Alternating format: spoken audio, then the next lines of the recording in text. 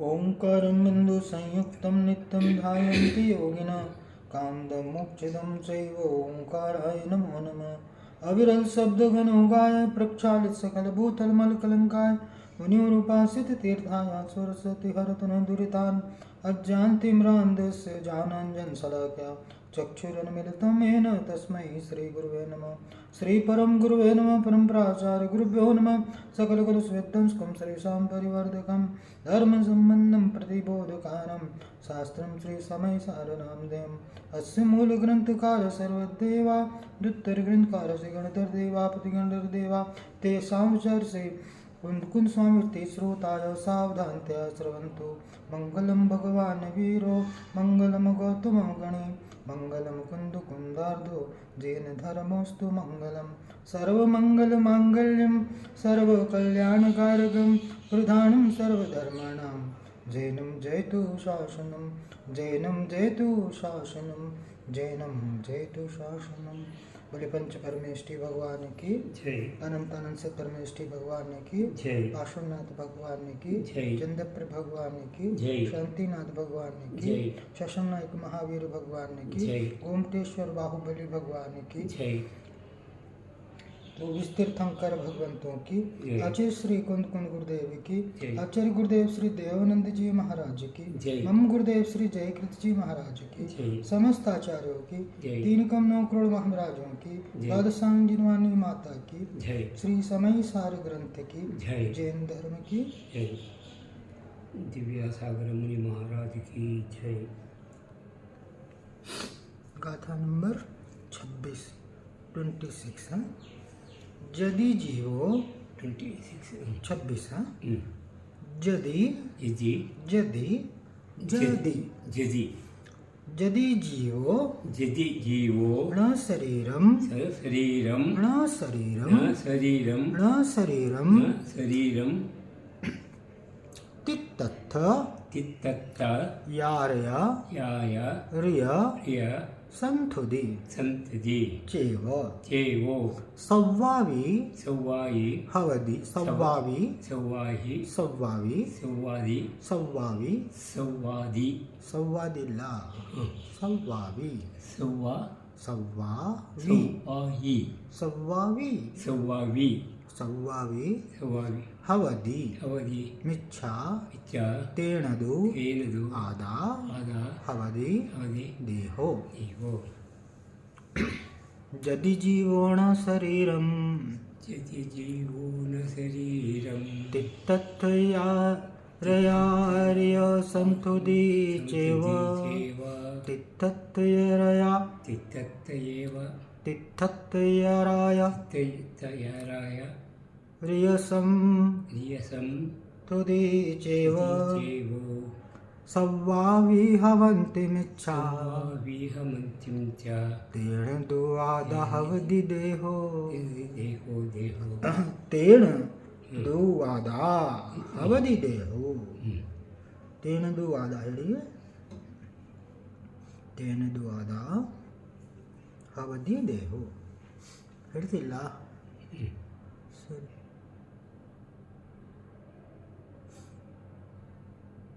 यदि देह न क्या कह रहे हैं? यदि देह न हो जीव तो तीर्थम करो का स्तवन सब असत होगा इसलिए बस देह ही है आत्मा। क्या कहा यहाँ पर कि अज्ञानी जीव कहता है कि यदि जीव शरीर नहीं है तो तीर्थंकरों और आचार्यों की जिनागम में जो स्तुति की गई है वह सभी मिथ्या मिथ्या है ना? क्या कह रहे कि जीव देह नहीं है। जीव तो तीर्थंकर तो दिखते हैं तो सामने तीर्थंकरों की स्तुति हुई है, आचार्यों की स्तुति हुई है। हाँ, तो फिर इनकी स्तुति क्यों हुई है? यदि देह जीव नहीं है, ये देह को ही तो मान रहा है ना सब कुछ। चक्कर क्या हो रहा है कि देह को ही सब कुछ मान रहा है, शरीर को ही सब कुछ मान रहा है। तो बोलता है तीर्थंकर भी शरीर रूपी है, ऐसा उसे ऐसा भास होता है कि भाई तीर्थंकर भी शरीर रूपी है, आचार्य भी शरीर रूपी है। भाई जैसा देखोगे वैसा दिखता है। दिखता है। हाँ, जैसा जैसी दृष्टि होती है वैसी आप जैसा देखना चाहोगे वैसा दिखेगा, लेकिन वस्तु स्वरूप कुछ और होता है कि जो दिखता है वो होता नहीं है, जो होता है वो दिखता है। हाँ, तो क्या कह रहे हैं आप? वस्तु स्वरूप अलग होता है। हाँ, वास्तविकता को जानो। ये बात जब तक समझ में नहीं आएगी तब तक दूर दूर होने वाले नहीं है। सुखी होने का उपाय बता रहे। पूरे ग्रंथ में यही बताने का प्रयास किया है, भाई आत्मा को जानो। और आत्मा को नहीं जानने के कारण भूल क्या हो रही है कि अब तीर्थंकर को भी शरीर रूप देख रहा है। तो कह रहे यदि तीर्थंकर शरीर रूप होते, आचार्य शरीर रूप होते, तो कह रहे क्या करे यहाँ पर? भाई तीर्थंकरों की, आचार्यों की स्तुति की गई है तो वो तो मिथ्या है ना, झूठी है। आप कह रहे हो कि है सो आत्मा शरीर नहीं, आत्मा शरीर नहीं।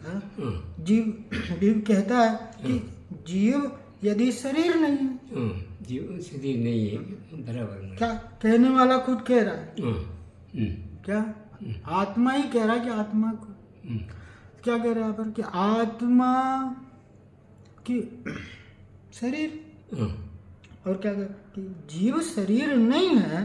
तो तीर्थंकर भाई आप कह रहे हैं कि भाई जीव शरीर नहीं, तो यहाँ तीर्थंकर और आचार्यों की स्तुति को तो उनको मिथ्या लग रही है। इसलिए हम समझते हैं कि देही आत्मा है।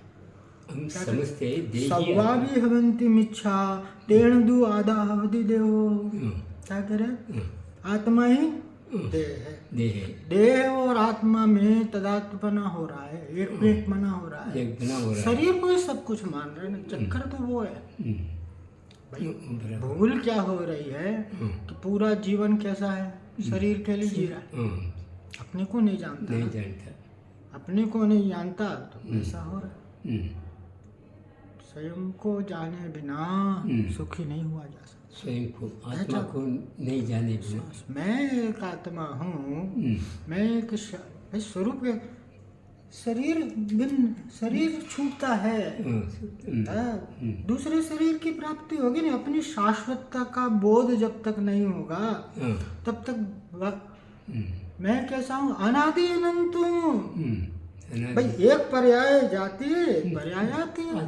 बराबर। मृत्यु से जो भय है ना, मैं मर जाऊंगा। अच्छा, तू मरता ही नहीं, तू मरता ही नहीं, आत्मा मरता ही नहीं। अरे मरना क्या, जो अनंत है, जो जम किम भी उत्पन्न तस् विनाशो हो नियम, जो उत्पन्न हुआ है उसका विनाश होता है। शरीर उत्पन्न होता है, शरीर का जन्म होता है। आत्मा अजन्मा है नहीं। आत्मा क्या है? जन्म नहीं, जन्म से रहित है। जिसकी उत्पत्ति नहीं हुई उसका नाश हुई। नाश किसका होगा? जो उत्पन्न हो। वस्तु स्वरूप कैसा है कि द्रव्य का नाश होता ही नहीं। ये शरीर भी नाश नहीं होता, शरीर भी मिल जाएगा। भाई शरीर मिल जाएगा ना, मिट्टी आदि में मिल जाता है। और फिर क्या होता है? फिर कुछ उत्पन्न हो जाता है, कुछ न कुछ अवस्था में जरूर रहता है। बराबर। सत द्रव्य लक्षणम, सत्ता द्रव्य का लक्षण है। अस्तित्वता, कभी अस्तित्वता किसी न किसी अवस्था में जरूर रहेगा। क्योंकि आत्मा भी कैसा है तो उसको स्वीकारो, मैं एक शाश्वत आत्मा हूँ। ये बात अब देखो कितनी बड़ी भूल हो गई कि तीर्थंकरों को भी शरीर रूप देख रहा है। पत्थर को वो है ना, पत्थर पत्थर में भगवान दिखेंगे जब जाके। पत्थर को ये देखता रहता, दर्शन नहीं होता। हम मंदिर गए, हमें शांति नहीं हुई, भगवान को पत्थर रूप देख रहा है। पत्थर रूप में देखोगे शांति नहीं होता, भगवान रूप में देखना। पत्थर में भगवान दिखने चाहिए। उस मूर्ति में मूर्तिमान की स्थापना जब तक नहीं होगी। साक्षात आदिनाथ भगवान, साक्षात पाशुनाथ भगवान है। साक्षात चंद्रप्र भगवान है, साक्षात दहेश वास्य पूज भगवान है, साक्षात मल्लीनाथ भगवान है, मुनीश्वरनाथ भगवान है, सामने है। ये शरीर में मैं हूँ, शरीर मैं नहीं हूँ कि नहीं? नहीं हूँ, नहीं हूँ। शरीर में नहीं हूँ, शरीर में मैं हूँ। शरीर अलग है, अलग है, और आत्मा अलग है। ये बात यहाँ पर समझनी है। इसलिए क्या कह रहे हैं कि हम समझते हैं देह ही आत्मा है। क्या मतलब? देह ही आत्मा है, देह ही आत्मा, देह को ही आत्मा समझ रहा है। क्या है? अब कह रहे हैं कि पिछली गाथाओं में देह और आत्मा की भिन्नता की बात को विस्तार से समझाई गई। कितनी विस्तार से देह और आत्मा इस बात को समझाई। अगर ये बात समझ में आ गई है तो समझो कि और यह प्रेरणा भी दी कि भाई तू कैसे भी कर भी इस देह से एकत्व मोह को छोड़ो। देह में जो एक में एक पना हो रहा है ना, उसलिए दुख छोड़। क्या हुआ? देह को मोह से छोड़ना।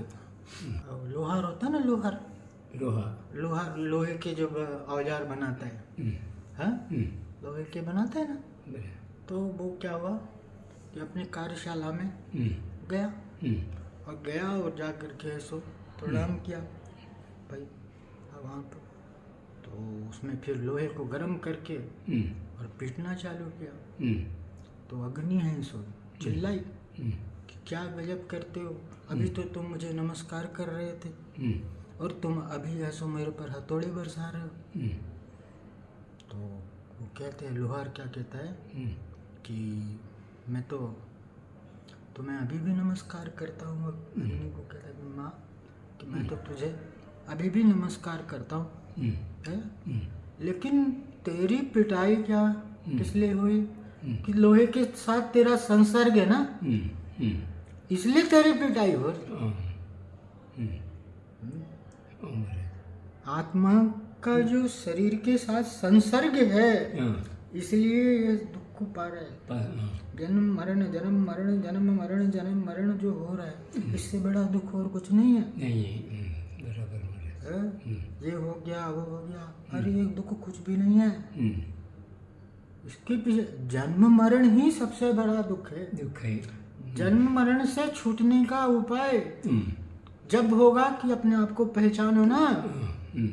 तकलीफ पा रहा है ना, दुख पा रहा है, और दुख का उपाय भी कर रहा है, लेकिन कहाँ कर रहा है? गलत स्थान पे कर रहा है, गलत स्थान पे। अब जो जिस माध्यम से सुख की प्राप्ति हो सकती है वो माध्यम ही गलत रहेगा तो सुख की प्राप्ति कैसे होगी? नहीं होता। रेत में तेल है क्या? पेरे जाओ, निकल जाएगा क्या? नहीं। रेत में से तेल निकल सकता है क्या? नहीं निकल सकता। इसी प्रकार से कह रहे हैं कि शरीर में सुख नहीं है। जिस सुख को तू सुख मान रहा है वो शारीरिक सुख नहीं है। आत्मिक सुख ही वास्तविक सुख है। यहाँ पर कह रहे उक्त संबंध में अप्रतिबुद्ध का कहना है। पिछली बार में समझा अप्रतिबुद्ध ज्ञानी कौन और अज्ञानी कौन। तो यहाँ पर कह रहे कि अप्रतिबुद्ध की दशा यह है कि जैन शास्त्रों में देह के गुणों के आधार पर भी तीर्थंकर भगवंतों एवं आचार्यों की स्तुति है। देह के गुणों के आधार पर भी भाई शरीर की स्तुति की गई नहीं। आपका इतना शरीर सुंदर है तो ऐसा रूप, तो ये शरीर का रूप वास्तविकता क्या है? वो तो शरीर की स्तुति मान रहा है, शरीर के रूप को ही सब कुछ मान रहा है। ऐसी स्थिति में यदि देव को जीव नहीं माने तो वह स्तुति मिथ्या सिद्ध होगी ना। मिथ्या होते हैं। देह को जीव नहीं मानने का, देह को जीव मान रहा है ना, इसलिए क्या हो रहा है? वो भटक रहा है। मतलब बात उसके लिए है सो वो उलझन में लग रहे हैं। वास्तविक बात क्या है वो उसे समझ में नहीं आती। अतः भलाई इसी में है कि हम देह को ही जीविका स्वीकार कर लें। कह रहा कि ज्यादा पचड़े में मत पड़ो, यही तो है, देह को ही सो जीव है सो स्वीकार कर लो। आचार्य अमृतचंद इस गाथा में आत्मख्याति टीका में लिखते हुए कहते, अब आचार्य अमृतचंद जी स्वामी के अनुसार से या इस बात को देखते कि छंद के माध्यम से यह स्पष्ट करते हैं कि देह के आश्रय से तीर्थंकरों और आचार्यों की स्तुति किस कार्य की जाती है। ज्यादा विस्तार हो जाएगा समय की अच्छा। बोले पंच परमेष्टि भगवान की जय, अनंतानंद से परमेष्टि भगवान की जय, मूल नायक पार्श्वनाथ भगवान की जय, चंद्रपुर भगवान की जय, शांतिनाथ भगवान की जय, शासनायक महावीर भगवान की जय, गोमटेश्वर बाहुबली भगवान की जय, 24 तीर्थंकर भगवंतों की जय, आचार्य श्री कुंकुम गुरुदेव की जय, आचार्य गुरुदेव श्री देवानंद जी महाराज जी की जय, मम गुरुदेव श्री जयकीर्ति जी महाराज जी की जय, समस्त आचार्यों की जय, तीन गमनों पूर्ण महाराजों की जय, द्वादशांग जिनवानी माता की जय, श्री समय विसार ग्रंथ की जय, जैन धर्म की जय, दिव्य सागर मुनि महाराज की जय।